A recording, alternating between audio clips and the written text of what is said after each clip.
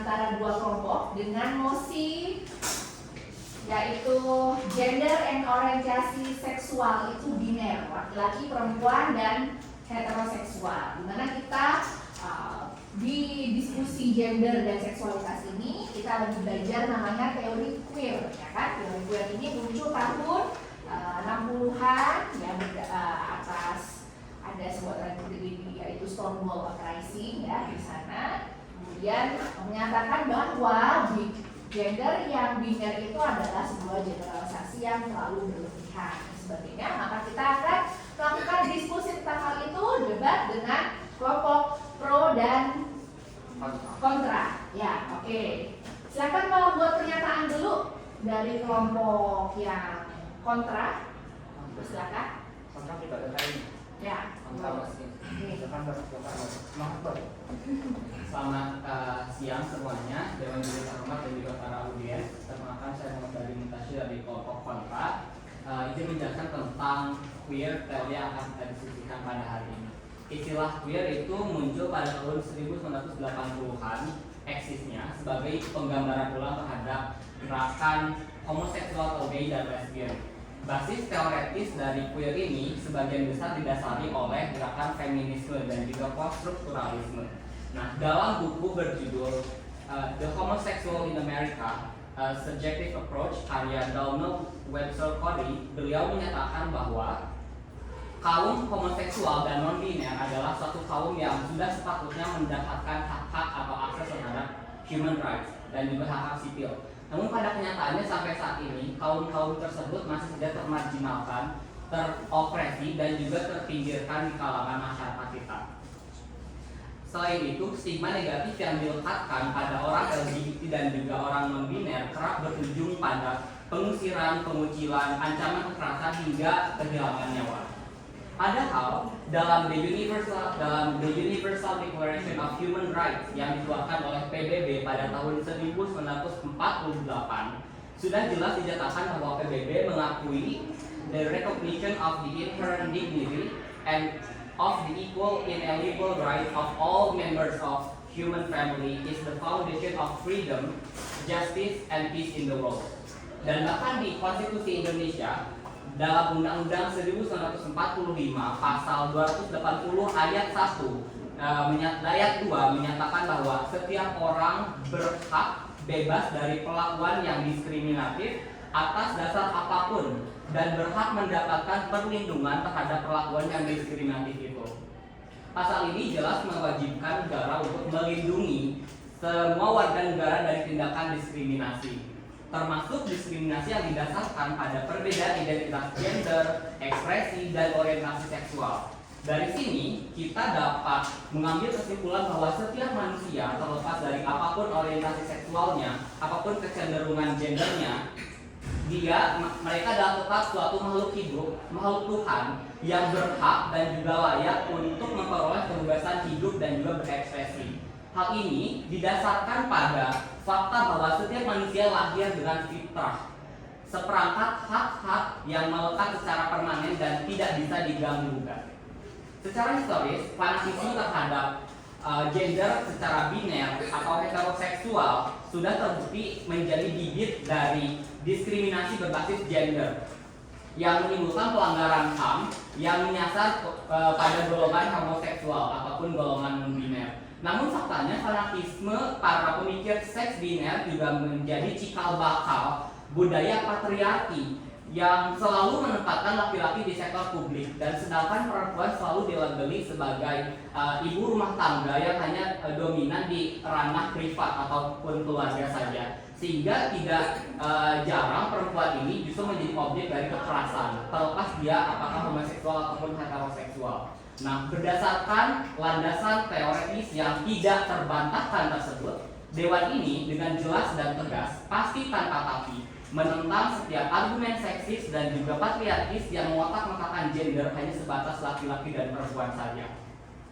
Nah, argumentasi yang berlandaskan pemikiran kolot dan konservatif semacam itu terus menerus diartikulasikan oleh orang-orang yang percaya bahwa gender hanya sebatas laki-laki dan perempuan. itu sangat tidak relevan, sangat tidak cocok dengan prinsip dasar hak asasi manusia yang sudah tertera dalam the Universal Declaration of Human Rights dari PBB. Oleh karena itu, Dewan ini konsisten menentang segala bentuk penindasan dan diskriminasi terhadap kelompok non-biner atau LGBT dan juga homoseksualitas dengan mendukung regulasi, aturan, dan kebijakan yang inklusif. Namun, inklusif yang menurut kami sampaikan adalah bukan berarti inklusif yang berupaya untuk pada adanya suatu legalitas, melainkan upaya untuk pemenuhan hak dasar yang harus dipenuhi oleh semua kalangan masyarakat. Terima kasih.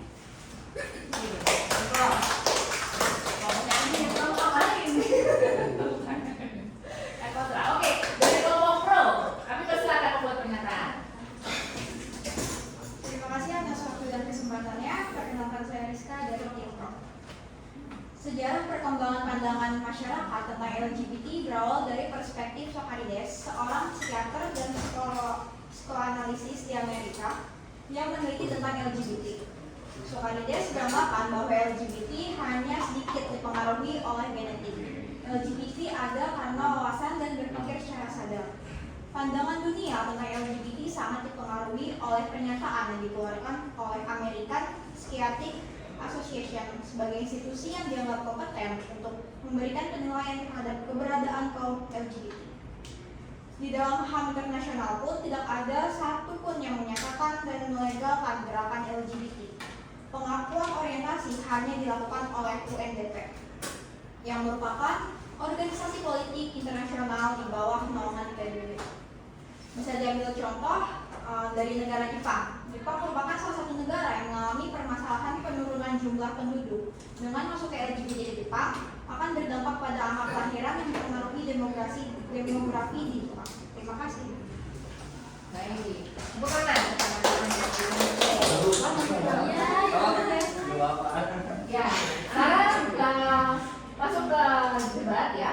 Saya mempersilakan untuk kelompok kontra memberikan sanggahan terhadap pernyataan yang sudah dibuat oleh Tim Pro. Silakan. Izin menyanggah tentang ini ya tadi. Stand up, please. Oh ya.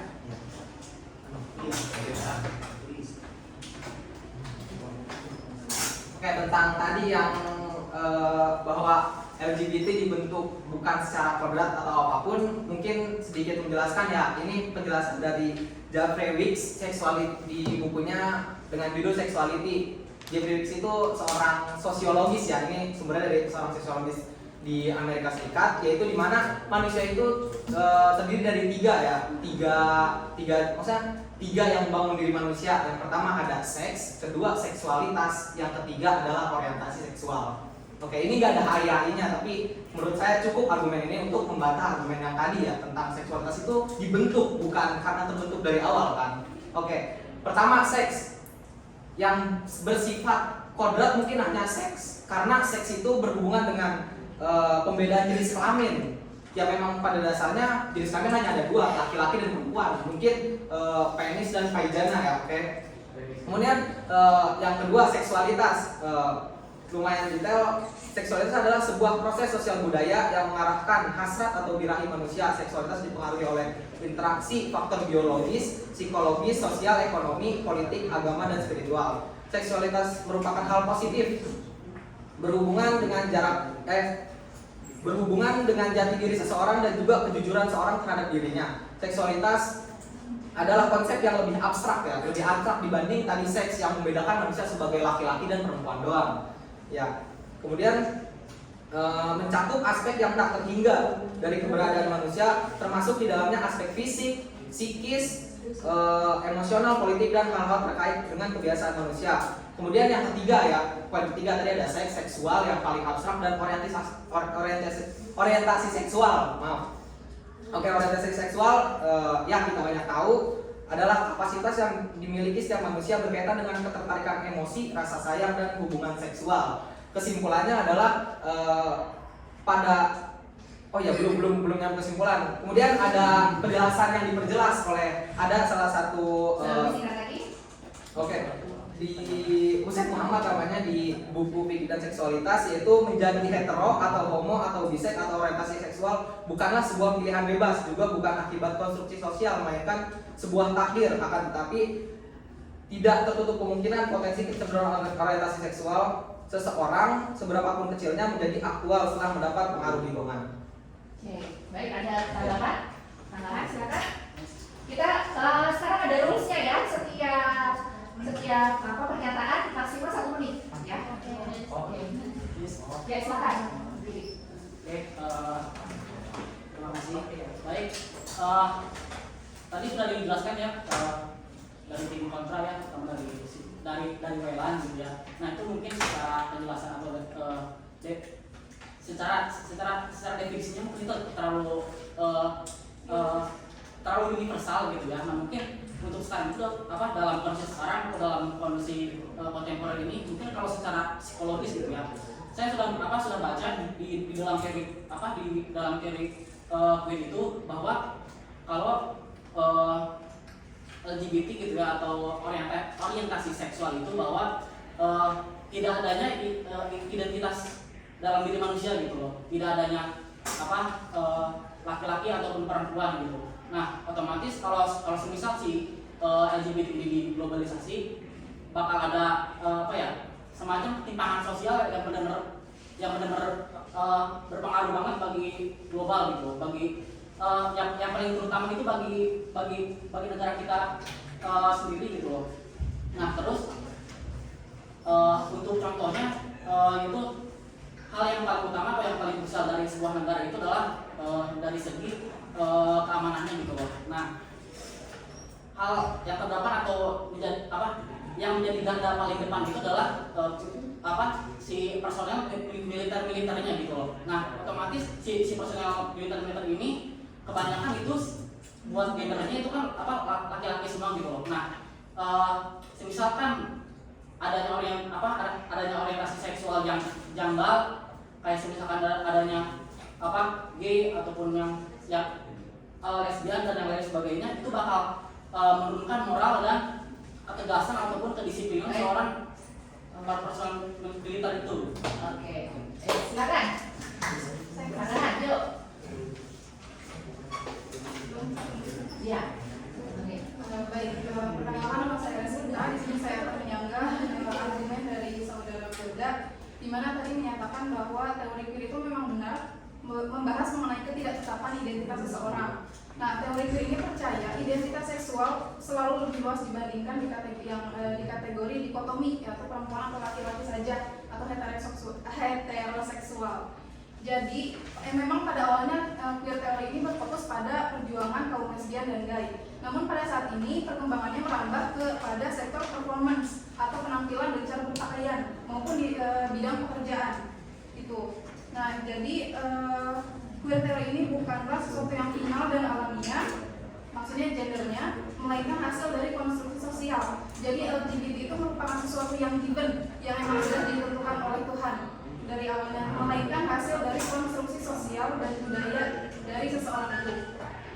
Nah,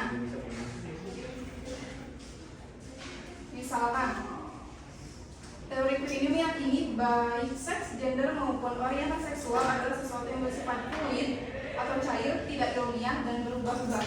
Gender ini merupakan kategori yang selalu bergeser. Gender seharusnya tidak ditafsirkan sebagai identitas yang stabil, namun harus dilihat sebagai suatu identitas yang lemah terhadap waktu, berada dalam suatu ruang yang menyesuaikan dengan berubahnya sikap atau tingkah laku seseorang. Misalkan ada seorang pria, tetapi dia tidak sepenuhnya maskulin saat beranjak dewasa ini karena pengaruh dari lingkungan sosial dan budaya dia. Nah, dia bisa menjalankan perannya yang feminin dalam kehidupan sehari-hari atau mengenai orientasi seksualnya. Oke, kesimpulannya? Ada yang mau nambahkan dari temannya? Silakan langsung aja. Saya juga, saya mau nambahin juga soal ini, di mana ada salah satu dari turunan teori queer ini, yaitu performalitas gender yang merupakan turunannya ini dikhususkan untuk meneliti mereka yang memiliki kecenderungan seksual dengan sesama jenis. Dalam penelitian ini banyak orang yang berpikir gender adalah ungkapan seks secara biologis, yang berarti bahwa seseorang seseorang secara resmi mengklaim sebagai laki-laki dan memiliki alat kelamin laki-laki harus berperilaku soal selayaknya laki-laki, ataupun seorang ketika orang tersebut mengaku sebagai perempuan, orang tersebut harus berperilaku layaknya perempuan. Namun dalam hal ini Judith Butler, salah satu teoritisnya dengan kuat berpendapat bahwa gender tidak berfungsi seperti itu. Gender adalah akumulasi dari apa yang dilakukan seseorang yang dilihat orang dengan jelas dari luar, di mana seseorang mengungkapkan keyakinan batin orang itu sendiri. Gender itu merupakan penyesuaian berulang-ulang dari tubuh, tindakan yang diulang dalam ruang lingkup aturan yang sangat kaku dan akan mengental seiring berjalannya waktu. Baik, ada tambahan? Dari Motor Pro, silakan. Dari pernyataan Mbak. Ya. Terima kasih waktunya. Tadi saya ingin menyanggah pernyataan dari Reskita dan juga siapa namanya? Gimana mereka berdua sama-sama menyebutkan bahwa orientasi seksual ini adalah hasil dan akumulasi dari sosial budaya yang pada artinya mereka mengiyakan bahwa gender dan seksualitas ini bukan harkat martabat yang diberikan Tuhan sebagaimana mestinya. Gender ini adalah binar, yaitu laki-laki dan perempuan. Dan juga secara fakta banyak banget orang-orang yang mungkin LGBT ini memanfaatkan LGBT ini sebagai gaya hidup atau lifestyle. Ini kita semua mungkin anak muda tahu lifestyle ini dinyatakan bisa dihindari bila mereka memilih untuk tidak menjadi LGBT tersebut. Seperti yang sudah disampaikan oleh Reskita, itu adalah sebuah hasil dari sosial budaya dari orang-orang tersebut. Maka kami, maaf ya teman-teman, kami menyatakan bahwa persoalan LGBT ini tidaklah soal persoalan hak asasi, tapi kebodohan dari kelompok kita sendiri. Tentu pandangan ini sangat simplitis dan bias serta mengabaikan adanya berbagai faktor termasuk genetis, karena dari pihak kontra sendiri menyatakan bahwa ini adalah hasil sosial budaya dari kelompok itu sendiri. Jika kita berbicara soal hak asasi manusia, kita semua juga sebagai tim pro mungkin punya hak asasi untuk kebebasan berbicara, berpendapat apapun yang menurut kita ini adalah menentang gitu. Jadi sesuatu yang menyimpang pasti erat kaitannya dengan sesuatu yang negatif. Jadi hal tersebut adalah hal yang selalu berdampingan. Jadi kalau kalian menuntut sebuah keadilan dari sesuatu yang menyimpang, itu rasanya sangat sulit. Masing-masing boleh memberikan terus ya. Terima kasih.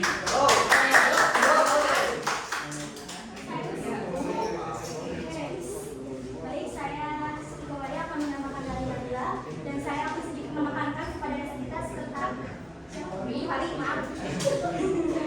Saya baca sedikit. Terhadap adanya gender yang berbeda, maaf yang disebut dengan LGBT, homoseksual atau transgender dan lain-lain, sebutannya yang menyimpang orientasi seksual, dan setiap manusia memang sejatinya saling berpasangan, laki-laki dan perempuan, atau disebut dengan heteroseksual, yang mempunyai ketertarikan terhadap lawan jenis. Namun jika kita menyinggung adanya orientasi menyimpang, ini bahwa memang banyak pro dan kontra pada komunitas LGBT, banyak pihak yang menolak termasuk saya sendiri. Di ranah internasional atau dunia, LGBT ini menjadi kontroversi di negara yang mayoritasnya menjunjung nilai moral yang tinggi. Menurut pandangan saya, dan ada fakta-fakta juga saya lihat fakta-faktanya dari artikel-artikel yang saya baca, bahwa memang pandangan masyarakat terhadap LGBT sangat tabu, dan mereka berpikir LGBT itu sangat menakutkan menurut mereka. Sebagian besar kalangan masyarakat luas, perilaku yang sangat menyimpang dan cenderung membawa dampak negatif khususnya bagi penerus generasi muda dan bangsa. Saya akan menjelaskan dampak negatifnya juga terhadap LGBT, yaitu LGBT bisa membahayakan kesehatan seperti HIV, AIDS, meningitis atau radang selaput otak karena infeksi mikroorganisme, kanker mulut dan lain-lain yang membahayakan kesehatan dan mereka memiliki resiko tinggi terkena penyakit yang sangat-sangat membahayakan. Pendidikan dan moral seseorang pun pasti terganggu dengan adanya LGBT ini. Jika kita lihat dari dampak sosialnya pun sama, gay atau LGBT akan sulit mendapatkan ketenangan hidup karena mereka itu saling mencari pasangan bergantian-gantian, jadi tidak menetap. Itu pun menurut pandangan saya juga dan fakta-fakta yang saya cari bahwa ini tuh merugikan negara juga, karena pasti sumber daya manusia. Tingkat kelahiran yang kecil karena adanya homoseksual, jadi mereka nggak bisa berkembang dengan baik. Kan negara seimbang itu bertumbuh dan berkembang. Jika tidak ada dua-duanya, mau jadi apa negara ini? Baik,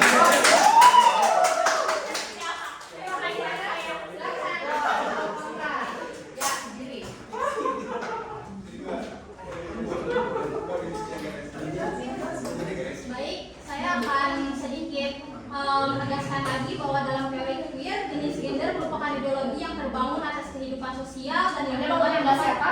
Mau menyanggah siapa? yang dari tapi boleh yang sebelum ini.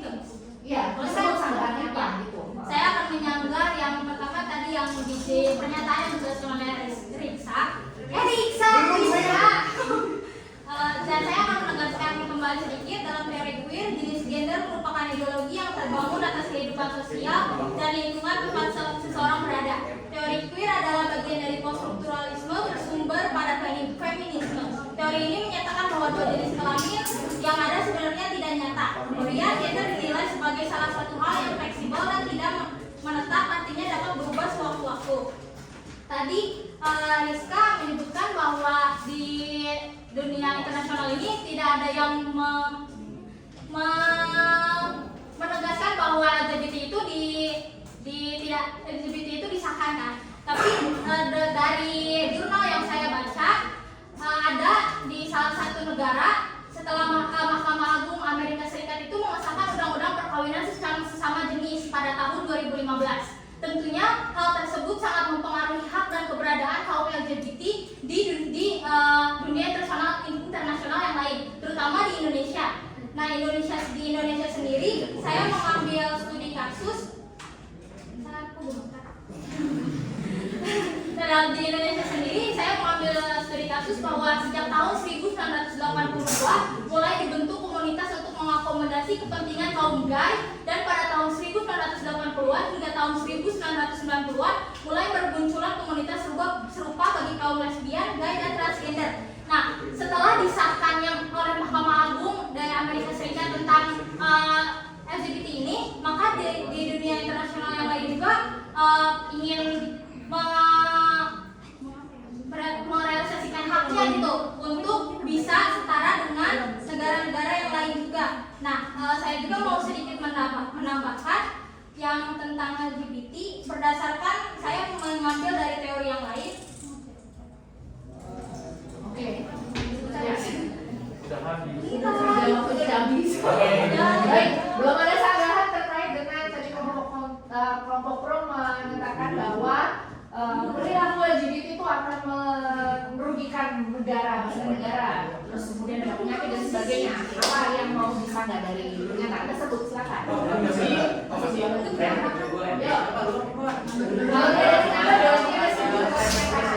Silakan.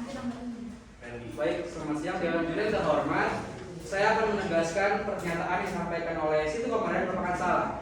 Mereka yang menghakimi queer saya rasa hanya fobia kepada homoseksualitas saja. Banyak sekali orang yang menganggap bahwa HIV/AIDS berasal dari queer saja. Tapi ada kenyataan yang bahwa kenyataannya HIV/AIDS berasal dari heteroseksual, yang mana Agung Reza selaku dermatologi dan venerologi RSM mengunggah sebuah infografis melalui jejaring sosial media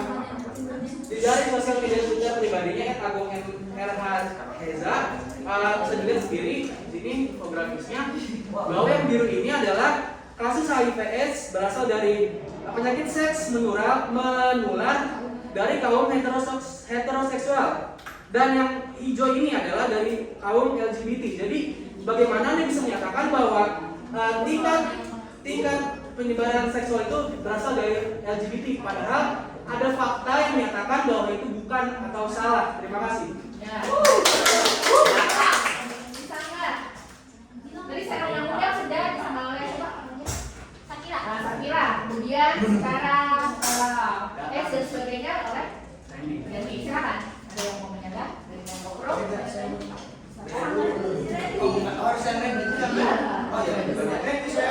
Yuk, setuju kan dengan pernyataan Randy? Berarti sudah kalah berarti. Ayo.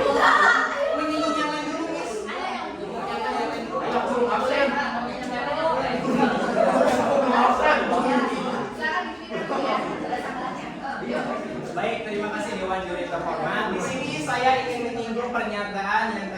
disebutkan oleh Reskita.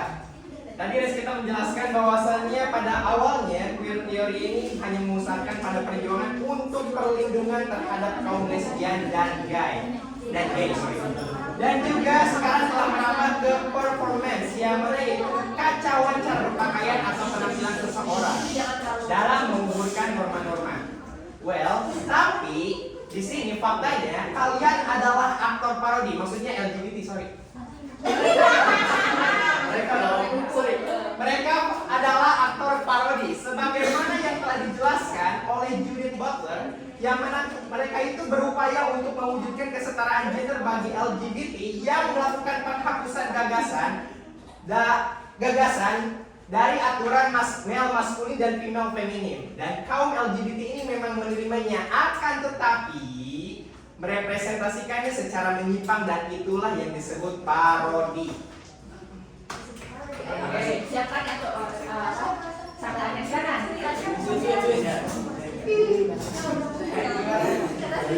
Udah sama aja, ayo, yuk, sama ini, ayo, silakan. Perkenalkan, saya Rizka Wira, izin menyanggah pernyataan dari Randy. Dari diagram itu tercantum bahwa lebih banyak dari kaum heteroseksual. Tentu saja akan lebih banyak dari kaum heteroseksual karena apa? Karena kaum LGBT-nya sendiri aja dia tidak menunjukkan eksistensinya, tidak menampakkan diri. Jadi nilai apa yang menjadi validitas atas gender tersebut? Oke, silakan bisa bahas. Yuk. Saya dari tim pro izin menyanggah pernyataan dari Syakira yang menjelaskan bahwa jenis kelamin merupakan sesuatu yang tidak nyata dan juga bisa berubah-ubah. Padahal secara biologis kita mengetahui bahwa jenis kelamin ini sudah bisa dilihat secara fisiknya apa yang membedakan antara laki-laki dan juga wanita. Lalu saudara Syakira sendiri menjelaskan bahwa LGBT ini terbentuk atas sosial, budaya, dan juga interaksi manusia yang sedang didukung oleh tim kontra. Itu berarti sama saja mereka akan membentuk suatu sosial dan juga komunitas yang berdasarkan yang didasari oleh sesuatu yang menyimpang. Maka dari itu apakah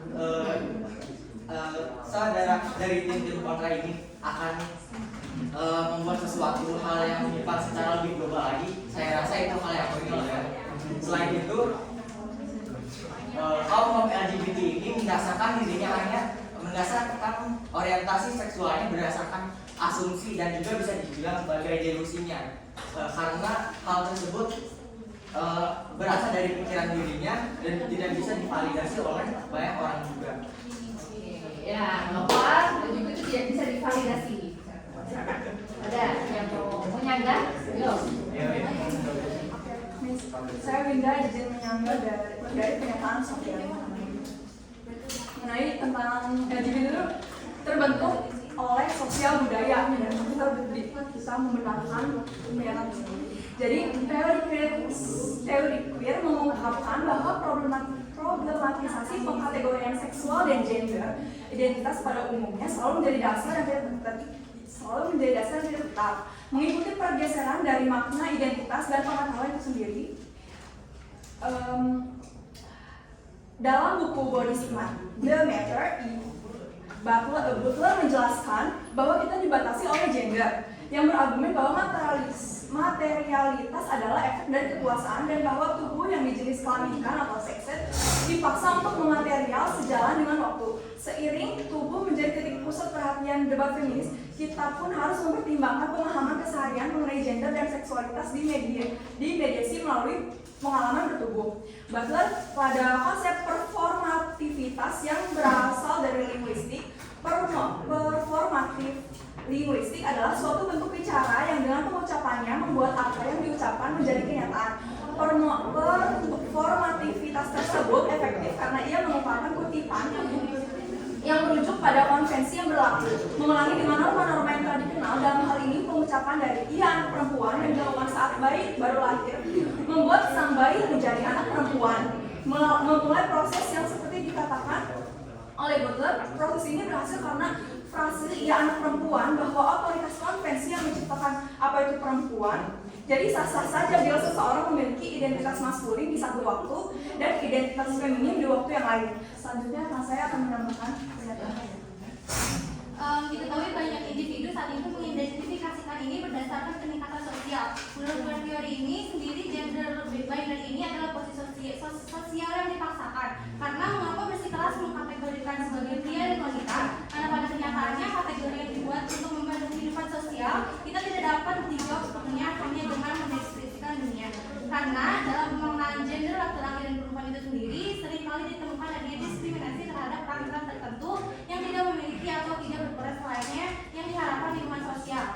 Dan perlu ditegaskan bahwa identitas non-binary dan orientasi seksual tersebut memang pada dasarnya terbuka untuk siapa saja dan tidak dipaksakan kepada siapapun, dan penting disebutkan bahwa orang dengan jenis kelamin apapun bisa memiliki orientasi seksual apapun.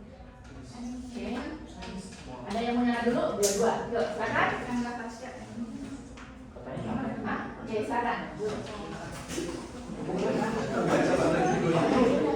Ini yang mana sih ditulis ya? Jadi kamu kan udah siap menyangka.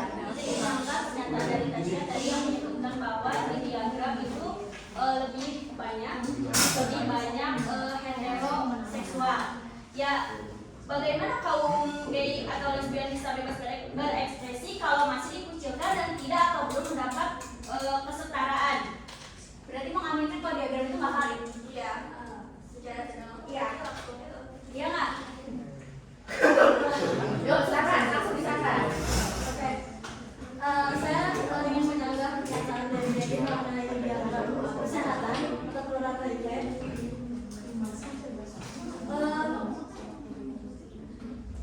Pemerintah Provinsi Jawa Barat mengeluarkan statistika penularan HIV dan AIDS sepanjang tahun 2022. Ini pada akhir pekan lalu hingga September.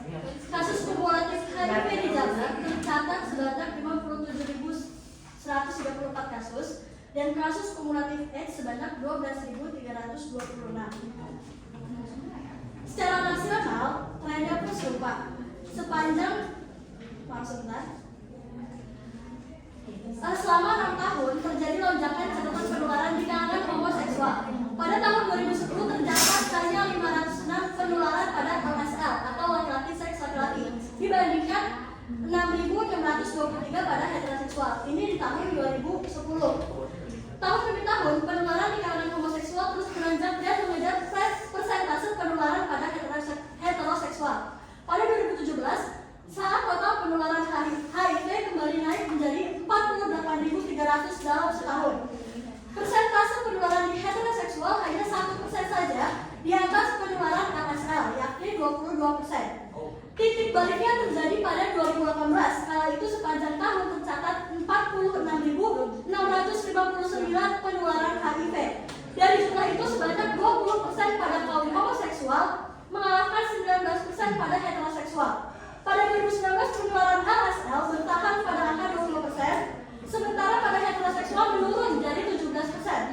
Tahun 2019 mencatat rekor baru penularan per tahun yakni sebanyak 50.282. Pada 2020 saat pandemi mendera, laporan kasus tahunan yang dilansir di sihalkapkes.go.id tidak dapat diakses. Namun pada 2021 dari 36.902 kasus yang terlacak, penularan pada LSL melonjak jadi 27%. Jauh meninggalkan penularan heteroseksual pada 13,6%. Tren ini agaknya bakal berlanjut pada 2022 dan 2023. Dari total 10.525 kasus penularan HIV, sebanyak 30,2% terjadi melalui hubungan sesama jenis, sementara 12,8% terjadi pada hubungan heteroseksual. Oke, dia menambahkan bagaimana?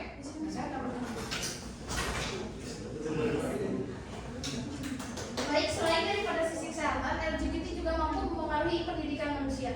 Hal ini dikatakan oleh Prof. Henry. Dia memberikan gambaran dalam dunia pendidikan. Misalnya, jika terdapat peserta didik yang masuk dalam kelompok LGBT akan lebih rentan menghadapi masalah putus sekolah 5 kali lebih besar. Hal ini diakibatkan karena mereka biasanya dikucilkan di sekolah sehingga mengalami putus sekolah akibat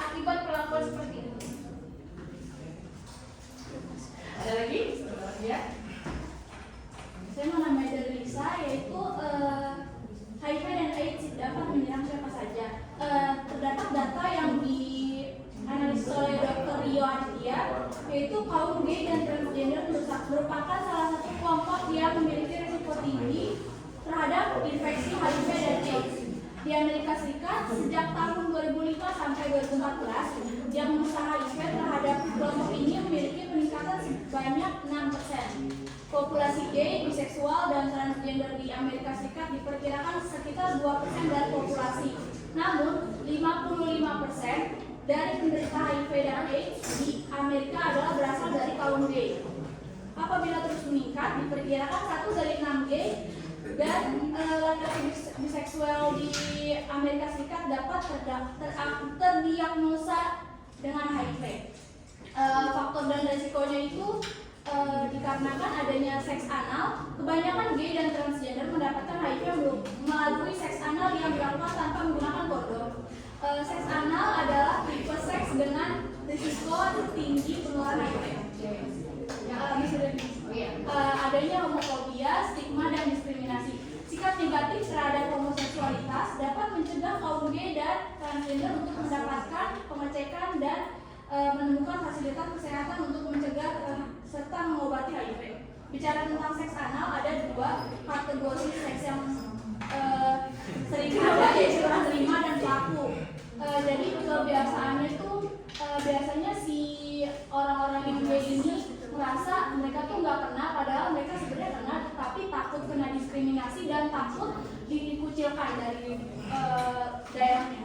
Baik, ada pernyataan bahwa secara pendidikan LGBT terbilang rendah karena adanya pengusiran. Kemudian sudah dibuktikan secara data lokal ya di Jawa Barat dan data Amerika Serikat bahwa homoseksual adalah penyumbang AIDS terbanyak. Bagaimana? Apakah ada tanggapan? Silakan. Jadi saya mau nyangka si Risa, Hana, sama Mutiara ya. Untuk yang Risa, sebenarnya kalau misalkan saya ini segala bangunan saya, biasa dong biasa ya. Oke, yuk. Silakan. Jadi kata Risa itu kan yang Jawa Barat. Sebenarnya misalkan di ini kita tuh ngesensusnya keseluruhan warga Jawa Barat. Terus ini misalkan dianggap keseluruhan berarti termasuk kayak Belanda dan lain-lain itu harus diperiksa juga, terutama ya kayak Belanda dan lain-lain itu pasti lebih banyak. Terus kalau kata Muti, kalau pendidikan itu ya, kalau pendidikan berarti yang salah itu bukan di LGBT-nya, salahnya itu di orangnya. Jadi nggak semua anak-anak LGBT itu maksudnya di luar LGBT itu kayak misalkan ada anak yang bunuh diri gara-gara dibully, dia bukan LGBT, dia cuma bapaknya doang yang mati kan, bapaknya doang yang meninggal, bapaknya doang yang meninggal itu dibully sampai bunuh diri. Nah itu salah. Terus misalkan dibilang penyimpangan dalam PPDGJ 3 DSM 5 tertulis bahwa orientasi seksual itu tidak termasuk suatu gangguan jiwa ataupun perilaku menyimpang. Itu menurut Amerika Psychiatric Association yang tadi asosiasi. Nanti yang disebut Rizka tadi. Terus misalkan kata Rizka juga yang soal Jepang itu bukan karena LGBT-nya banyak masuk, tetapi karena biaya hidupnya yang mahal. Selain itu misalkan kalian bilang orientasi seksual itu merupakan sebuah penyimpangan, di heteroseksual juga ada sebuah penyimpangan. Maaf ya, kalian pasti tahu genre SM, BDSM dan lain-lain atau enggak yang kalian lain. Itu nggak normal. Fetis dalam heteroseksual nggak normal. Kalian yang masukkan batang kalian ke anus aja itu nggak normal. Itu pun nggak normal. Itu terjadi di heteroseksual. Gak cuma LGBT aja. Terus ya yang sesuai tadi, yang harus diedukasi itu orangnya, bukan si LGBT-nya. Misalkan kalian tercapai. Bentar.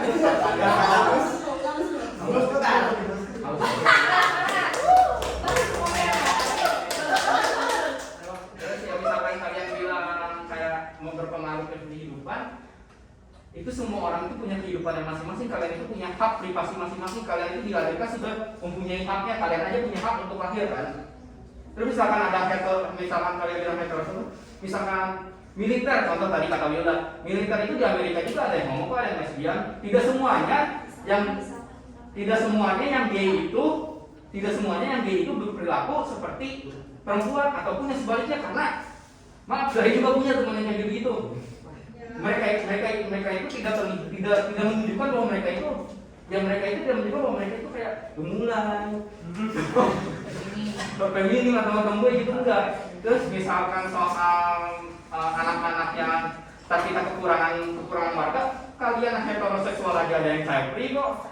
Contohnya kemarin kan, Gita siapa sih? Ya iya maksudnya ini. misalkan kalian bilang yang gay itu tidak punya anak, apa tujuan ada bayi tabung sekarang? Kita gimana? Bayi tabung, kenapa ada bayi tabung? Oke, ada tambahan? Dari teman. Silakan Lori. Silakan. Di sini saya akan menambah dari saudara bertiga yang tadi disebutkan Muti. Tadi Muti mengakui bahwa gay itu mempengaruhi pendidikan karena mendapatkan 5 kali lebih besar pengucilan dari murid biasanya, yang berarti hal ini bukan masalah pada orang yang queer namun adanya diskriminasi sosial. Dan saya bisa menyanggahkan saudara Sofian. Oke, Di situ tadi yang tadi disebutkan oleh saudara Winda yang menurut Butler, di sini juga Butler mengutip buku yang berjudul Gender Struggle, menyatakan bahwa di sini tidak ada alasan untuk membagi tubuh menjadi berkelamin laki-laki dan perempuan, karena jika pembagian semacam itu sesuai dengan kebutuhan ekonomi, akan heteroseksualitas dan memberikan sentuhan naturalistik kepada heteroseksualitas. Oleh karena itu, untuk mengetahui tidak ada perbedaan antara seks dan gender yang berkategori seks, dan itu sendiri merupakan kategori gender, sepenuhnya diinvestasikan secara politik di naturalistik tetapi tidak alami. Jadi pernyataan yang dikutip oleh buku itu menyatakan bahwa tidak adanya kebenaran biologis dalam gender itu sendiri, dan gender dan seks ini adalah kategori budaya secara biologis sendiri sudah menjadi kebudayaan seks yang menentukan laki-laki dan perempuan. Namun sebenarnya tidak dapat menentukan jaminan untuk feminim atau maskulin. Terima kasih. Oke. Ada lagi tambahan? Sudah? Enggak. Silakan tambahan. Satu lagi Miss. Oke, Miss. Yuk, Saya silakan. mau menambahkan berdasarkan teori lain, yakni teori deontologi. Menurut Immanuel Kant dapat diketahui bahwa LGBT dapat dinilai baik jika dinilai dari deontologi tindakan. Kelompok LGBT meskipun dianggap tidak sesuai dengan norma yang berlaku, terutama di Indonesia, namun tidak mengabaikan kewajibannya sebagai warga negara ataupun kewajiban sebagai manusia yang harus senantiasa berdamai. Oke, ya silakan. Ada tambahan? Terus silakan.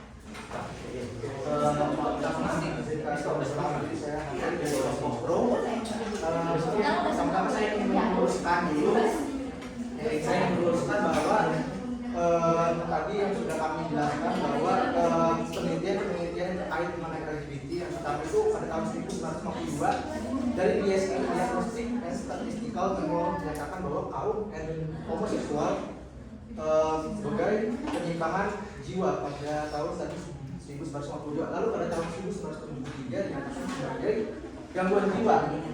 Lalu selanjutnya setelah tahun itu baru saja setelah ada beberapa protes dari beberapa aktivis gay, maka pihak American Psychiatric Association akhirnya menyatakan bahwa LGBT ini sebagai perilaku yang tidak menyimpang, bahkan bukan disebutkan sebagai penyakit mental.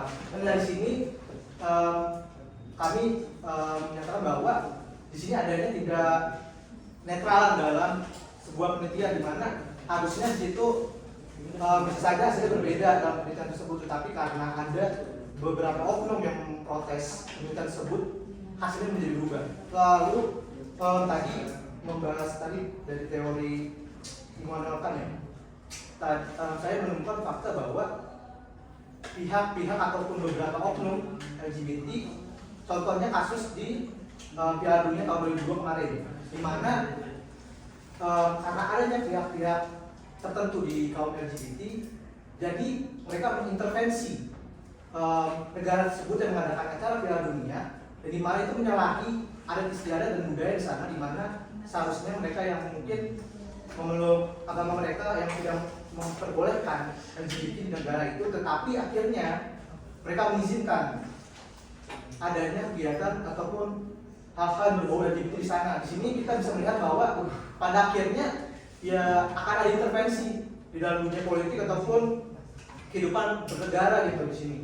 Dan juga makin di sini memang mulai banyak negara-negara yang mendukung hal-hal yang berbau LGBT, tapi ada beberapa negara yang melarang karena pada dasarnya ada beberapa faktor dari kaum LGBT ini seperti menunggangi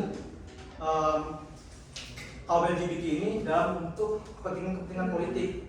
Jadi maka dari itu beberapa negara seperti contohnya negara-negara Timur Tengah dan sebagainya itu melarang LGBT selain mereka merasa tervensi oleh kepentingan negaranya, dan juga mereka merasa bahwa yang memang LGBT ini tidak sesuai dengan nilai-nilai moral ataupun adat istiadat yang mereka anut dalam negaranya. Jadi seperti itu. Yo, ada sanggahan bahwa ini yang menjadi gangguan jiwa, oke, ada sanggahan ya kan? Boleh. Ya.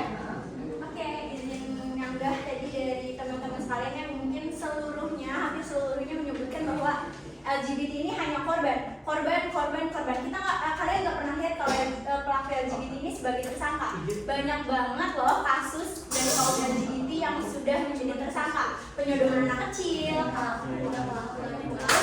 pelaku bukan tersangka lagi, tapi pelaku penyodoran anak kecil. Terus kasus yang mahasiswa yang kritis, Renali masih ingat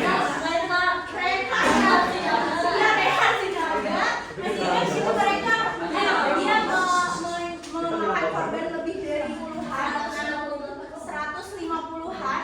Itu ya karena mereka tidak mampu menunjukkan eksistensi mereka. Jadi mereka melakukan penculikan, tindakan kriminal dan lainnya itu karena mereka menyimpang. Jadi kalau misalnya kalau tadi Padrika sebut yang normal aja bisa child free, kenapa nambah-nambah masalah dengan jadi homoseksual? Kalau yang normal aja bisa child free, SDM menurun, kenapa kita harus melegalkan sesuatu yang menyimpang yang jelas bakal berdampak negatif? Iya, silakan. Oke. Saya ingin menyanggah pernyataan Harley dan juga Gila secara sekaligus. Yang pertama, Harley menyatakan bahwa di American Psychiatrist Association itu tidak konsisten gitu. Dari tahun ke tahun hasil penelitiannya selalu berubah. Jika Anda ingin membantah hasil dari penelitian tersebut, Anda harus melawan teori dengan teori. Karena American Psychiatrist Association ini mereka merupakan suatu badan legal yang akademik, dan jika kita ingin menyanggah apa yang menjadi hasil teori mereka, kita tidak bisa dengan tangan kosong. Karena menyanggah teori dengan hanya bualan semata itu seperti tentara yang memiliki senjata lengkap melawan tentara bertangan kosong. Anda tidak akan bisa melawan teori atau meletakkan teori dengan hanya membual semata. Dan ilmu pengetahuan itu kan dynamic gitu. Dari tahun ke tahun itu selalu ada pembaharuan, selalu ada penelitian lain yang bisa jadi penelitian terbaru itu akan mengubah ataupun menemukan hal baru yang sebelumnya belum pernah ditemukan dalam penelitian sebelumnya gitu. Lalu perihal pernyataan dari Nadila, saya bingung kapan kelompok kita ada yang menyatakan bahwa LGBT adalah korban.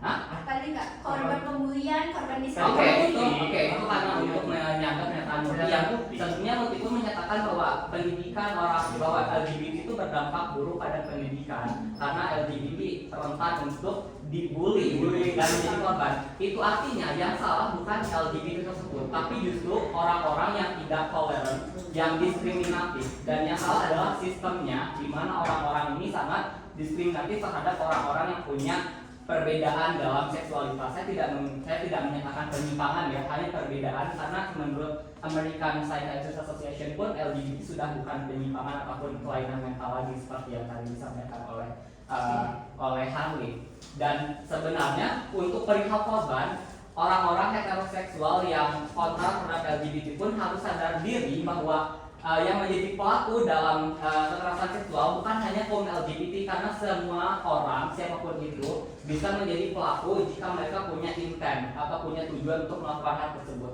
Kita tidak bisa berpura-pura buta dan tuli melihat banyak berita di sosial media ataupun di televisi bahwa banyak orang heteroseksual yang turut menjadi pelaku, bahkan ada yang akan membunuh dan lain sebagainya.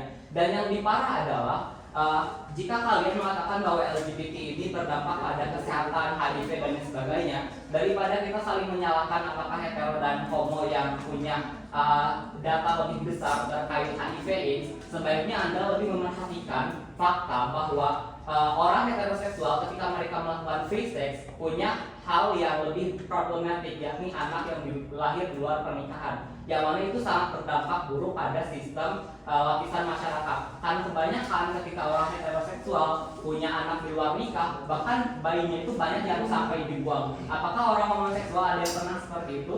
Lalu orang-orang yang punya anak di luar nikah, kebanyakan kalaupun tidak dibunuh, si anaknya itu tidak terdaftar dalam satu keluarga, sehingga dia tidak punya akses terhadap pendidikan, BPJS dan lain sebagainya. Terima kasih.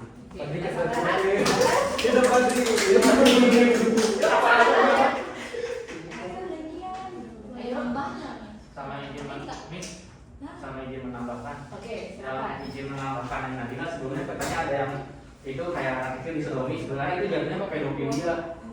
Soalnya tidak semua perempuan pun bisa melakukan itu ke anak kecil, bukan hanya perempuan bisa melakukannya ke anak kecil. Itu jatuhnya pedofilia.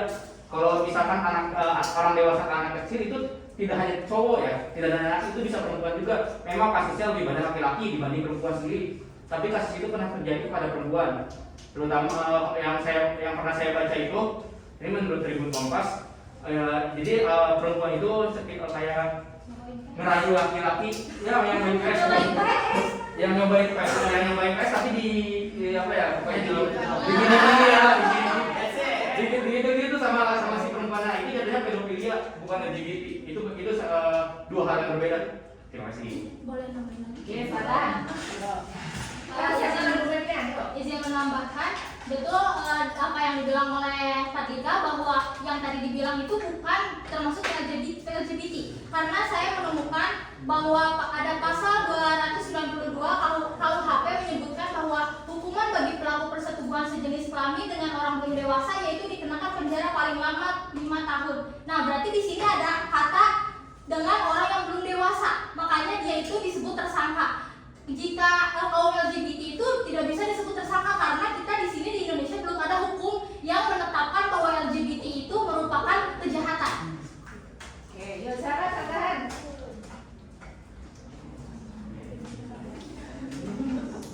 Setuju ya. Udah, setuju berarti. Udah capek. Udah capek ya, pulang. Saya masih opini lagi tadi yang intervensi itu ada tanggapan sendiri. Iya, kasus yang siapa tadi namanya nggak kenal. Yang Sinaga itu ada tanggapan nggak? Tadi yang disorotnya cuma anak kecil doang. Izin menjawab. Jadi kalau kasus Rehan Sinaga itu kan katanya gimana di Nah Inggris? itu di Inggris dan udah dilegalkan loh ya. Beda ini, izinkan Ada dibunuh. izinkan saya menjawab semuanya. Jadi izinkan saya menjawab. Jadi maksudnya kalau misalkan kalian tanya hanya Reina Sinaga aja, karena itu kan kasusnya besar. Terus kasusnya besar itu menyangkut orang Indonesia. Sebenarnya itu menyangkut orang Indonesia. Memang Nah, itu menyangkut orang Indonesia yang expose, yang nggak expose, we never know. yang nggak diekspos perkosa banyak kok. Gak diekspos, kalian pernah dengar nggak dukun cabul? Tahu banyaknya dari mana? Nih, maaf, bentar nih. Kalian pernah lihat berita nggak bahwa dukun cabul memperkosa sekitar 20 orang, 30 orang? Pernah kan? Itu apa? Itu hetero kan? Itu hetero kan? Itu hetero kan? Nah, itu kasus itu apa? Nah, yang saya garis bawahi dari pernyataan saya tadi, kalau misalnya kasus kriminal yang normal, heteroseksual itu bisa Kasus dibuka. kriminal nggak ada yang normal. Iya, dengerin normal ininya, seksualitasnya. Etika ajarnya nggak kayak gitu deh, kayak selesaiin dulu yang lagi ngomong nggak sih? Harus. Iya. Ya, jadi misalkan ya udah dia ngomong dulu bilang. Jadi lupa dia. Buru. Jadi misalkan kalau kata dia yang itu kasusnya kriminal apa sih normal ya? Iya. Kriminal normal ya, kriminal karena nggak ada yang normal. Misalkan kalian membaca kayak itu Reina Sinaga itu karena kasus Indonesia. Misalkan ada orang Indonesia yang memperkosa banyak orang juga, pasti masuk juga ke Indonesia. Itu pun sama kalau negara-negara lain, kalau dia punya orang yang tinggal di sana, terus membuat berita besar pasti masuk ke Indonesia. Makanya kalian bisa pada tahu, coba kalau si Reina Sinaga itu orang Inggris, kalian memang pada tahu berita-berita itu. Karena dia orang Indonesia, jadi kita tahu. Kalau dia bukan orang Indonesia, kita nggak akan tahu. Bahkan kalian tidak akan peduli kan? Oke. Jadi silakan. Mungkin Pak Andika sedikit keliru sama argumen saya. Yang saya sorot itu bukan sebuah kriminalnya, tapi kriminal yang dilakukan oleh orang yang homoseksual ini bakal dampaknya lebih besar karena mereka tidak mendapatkan pengakuan, maksudnya perlindungan tersendiri atas kejahatan yang mereka lakukan. Makanya siapa tadi namanya? Ya, itu sampai membuang mayat-mayatnya itu karena legalitas di sana itu masih tabu. tahun masih abu-abu, tidak dapat perlindungan tersendiri karena mereka sudah tahu mereka menyimpang, mungkin ada perbedaan seperti yang tadi sudah disebutkan Badri, makanya resiko kriminalnya itu lebih gede daripada yang heteroseksual. Jadi kalau heteroseksual pelecehan dilaporin udah selesai. Kalau misalnya homoseksual pelecehan dapat bullying dari masyarakat itu karena penyimpangan yang mereka lakukan sendiri. Jadi skala kriminalnya bakal lebih luas gitu loh dibandingkan kejahatan-kejahatan yang memang sudah faktanya heteroseksual gitu. Kemungkinan kriminalnya lebih luas, itu yang saya soroti. Silakan.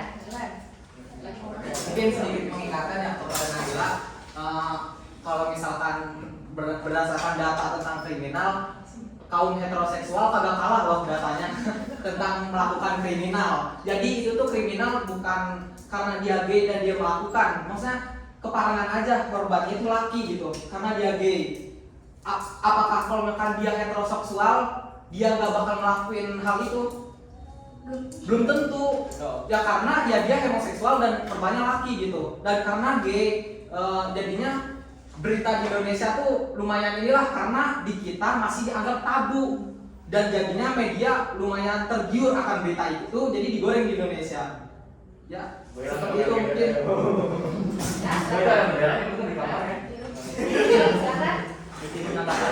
Kelompok pro ini terlalu mengkotak-kotakan gender sampai kejahatan pun dibikin gender gitu, karena kejahatan itu genderless gitu. Kejahatan itu tidak memandang pelakunya laki-laki, perempuan, apakah homoseksual. Siapapun bisa melakukan kejahatan jika mereka cukup bejat untuk melakukan itu. Bahkan di Indonesia sendiri ada loh pemimpin pesantren yang mencabuli si santri-santrinya dan dia heteroseksual gitu. Jadi jika Anda menyalahkan suatu kejahatan seksual berdasarkan gender, apa kabar dengan orang-orang normal bahkan kiai gitu ya sepertinya yang melecehkan haknya sendiri. Jadi jangan terlalu fokus ke siapa pelakunya itu homo atau hetero, karena sekali lagi kejahatan kriminal tidak punya gender. Siapapun bisa melakukan itu. Terima kasih. Itu berarti Ada sanggahan? Let's go. Pindah kalian semua. Cuma Nabila doang. Ayo. ayo, gajinya mana gajinya? Oke. Sudah ya? Kita pilih dulu semuanya. Ayo buat conclusion. Silakan dari kelompok pro.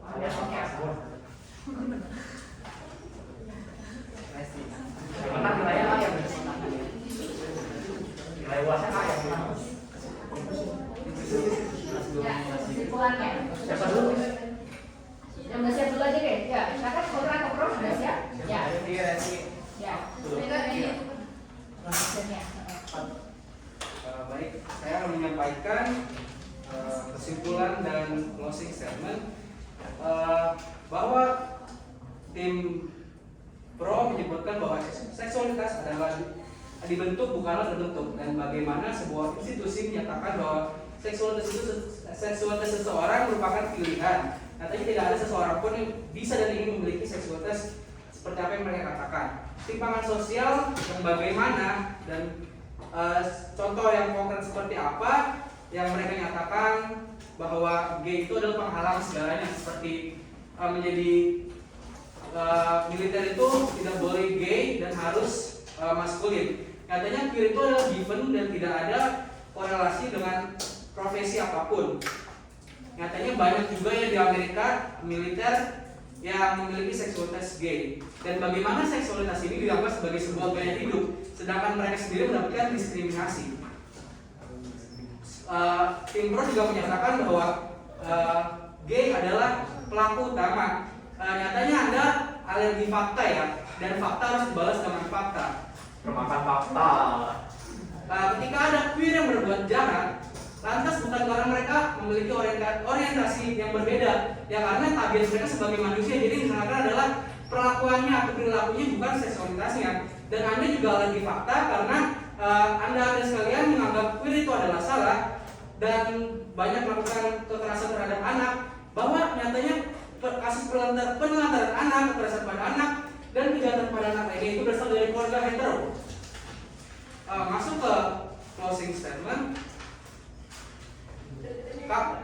Kami menurut kami pengelompokan mengenai gender dan seksualitas itu termasuk dalam diskriminasi identitas. Karena seolah hanya mereka yang gender dan seksualitas binary sajalah yang menjadi contoh untuk suatu hal yang harus diikuti. Nyatanya, mereka tidak sepenuhnya sempurna.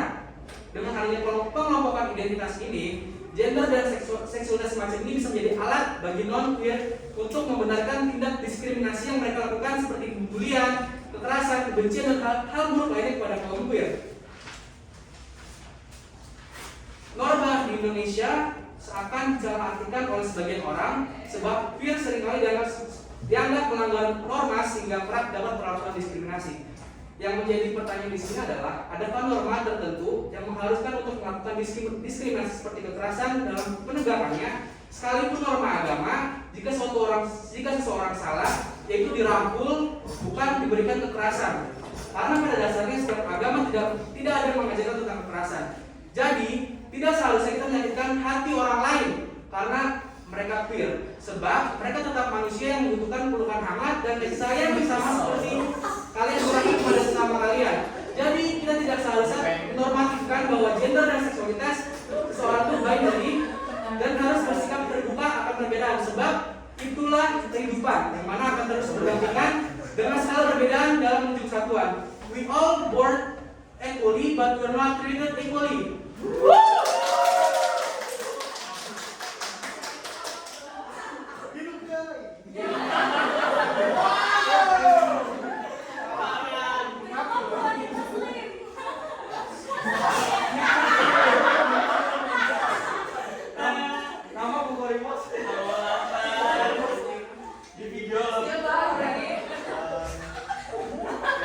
Saya akan menyampaikan closing statement dari Pro. Di sini untuk kami sebenarnya tidak membenarkan apapun tindak diskriminasi yang terjadi di kaum LGBT. Tetapi yang menjadi concern kami adalah di sini yang kami khawatirkan adalah kedepannya para pihak kaum LGBT ini seperti tadi sudah saya jelaskan bahwasannya nanti kedepannya akan ada beberapa pihak yang menunggangi wave dari LGBT sendiri.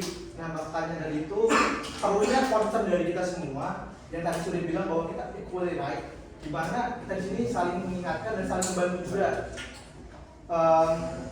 Karena mungkin yang dari tim kami dapatkan adalah orientasi seksual ini sebenarnya memang terpengaruh oleh konstruksi sosial ataupun pengalaman ataupun hal-hal yang terjadi di kehidupannya. Jadi yang bisa kita lakukan adalah sebagai sesama manusia adalah membantu mereka, mensupport mereka dan tidak mendiskriminasi mereka. Sekian, terima kasih.